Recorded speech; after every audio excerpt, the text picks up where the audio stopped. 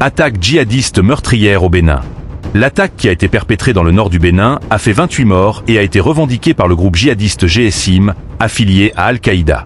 Les appels à la solidarité nationale se multiplient. La position militaire qui a été visée par les assaillants se situe au niveau du triple point, une zone frontalière entre le Bénin, le Niger et le Burkina Faso. Cette attaque intervient un mois seulement après celle survenue en décembre 2024 et qui a enregistré la perte de 3 soldats dans le nord du Bénin. Le groupe djihadiste GSIM, affilié à Al-Qaïda, a revendiqué vendredi dans un communiqué cette attaque. Au regard de son lourd bilan, celle de ce mercredi 8 janvier a suscité beaucoup d'émoi et de tristesse, mais aussi une vive colère. C'en est une de trop aux yeux de Bertin Couvi, consultant en sécurité et défense. Il affirme que cette attaque, oui, est une attaque de trop. Mais c'est une attaque qui nous invite à prendre nos responsabilités. Nous avons le devoir de tirer les leçons de ce qui nous est arrivé, de nous réorganiser. Pavé dans la mare. Dans le camp de l'opposition politique béninoise, des voix se sont aussi fait entendre. Le parti Les Démocrates s'est dit touché par la situation. Il profite de l'occasion pour jeter un pavé dans la mare des dirigeants. Nous estimons que nous sommes dans une sous-région et ces hommes sans foi ni loi qui viennent frapper parfois sur notre territoire, frappent du côté béninois et se réfugient dans les autres pays qui nous entourent. Donc pour nous, s'il n'y a pas de coopération militaire, ou si nous ne faisons pas d'action conjointe avec les responsables politiques et militaires des pays qui nous entourent, cette lutte contre cette nébuleuse sera très difficile, déclare Guy Mitokpe et le porte-parole du parti. Les actions du gouvernement.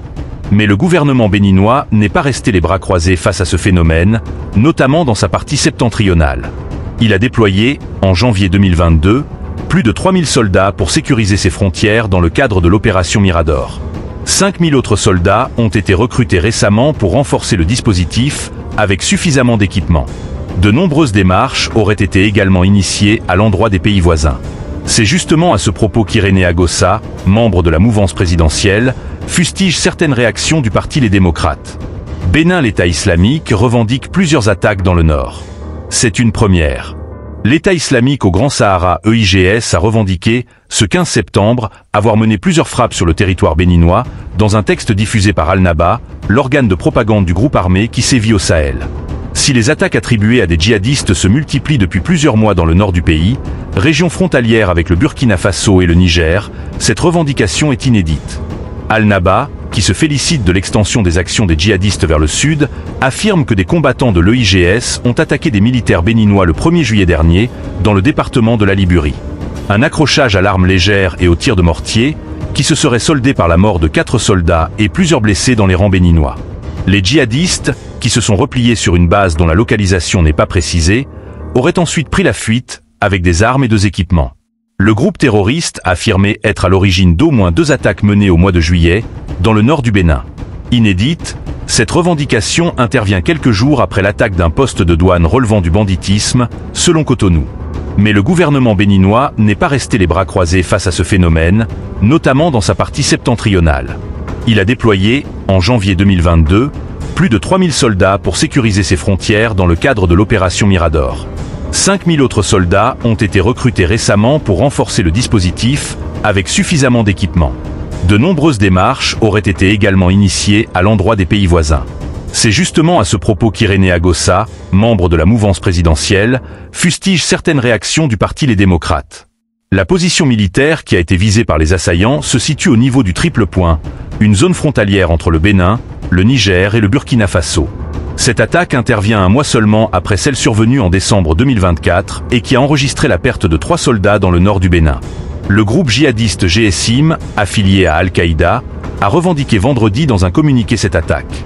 Au regard de son lourd bilan, celle de ce mercredi 8 janvier a suscité beaucoup d'émoi et de tristesse, mais aussi de vive colère.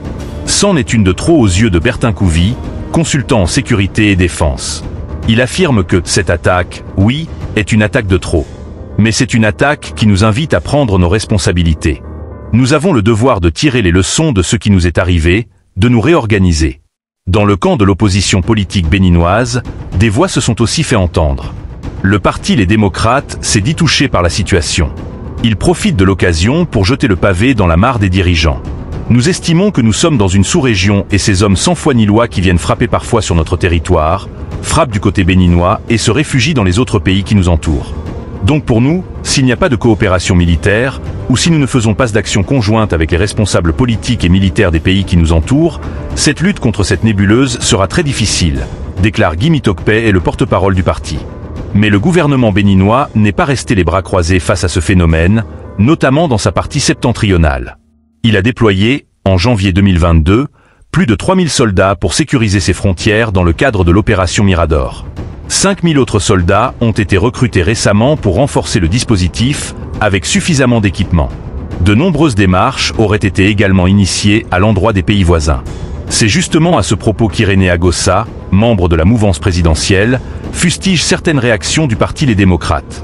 Selon Irénée Agossa, personne ne peut accuser encore le Bénin dans le cadre des relations avec les pays limitrophes, dans le cadre de la lutte contre le terrorisme. Nous n'avons jamais entretenu des terroristes chez nous pour agresser les autres. Nous défendons notre patrie. Mais dans l'ensemble, toutes les réactions et réflexions appellent à une solidarité collective face à ces attaques. Le consultant en sécurité et défense, Bertin Couvi, propose que le sujet soit plus élargi. En attendant, une rencontre imminente avec la hiérarchie militaire est annoncée par le gouvernement. Ce qui permettra sans doute de renforcer les stratégies de riposte et d'adapter les dispositifs de sécurité à la menace des groupes djihadistes. Une quarantaine d'assaillants auraient été neutralisés par les forces de défense et de sécurité qui ont réussi à repousser les ennemis lors d'un ratissage. Auteur, Rodrigue Guézodjet.